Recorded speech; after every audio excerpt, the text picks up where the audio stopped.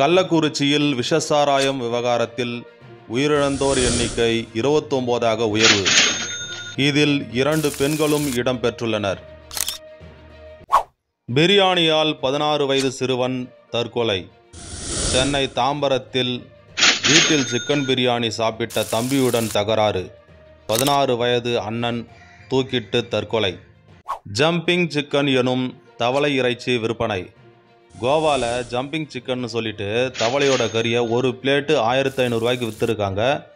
வெளிநாட்டவர்கள் இதை விரும்பி வாங்கி சாப்பிட்றதாகவும், பெங்களூர்லேருந்து கோவாவுக்கு தவளைகள் கடத்தி வரப்பட்டதாகவும், 41 தவளைகளோட ஓட்டுநர் மற்றும் நடத்துனரை கைது பண்ணியிருக்காங்க வனத்துறை பாதுகாப்பு சட்டத்தின் கீழே.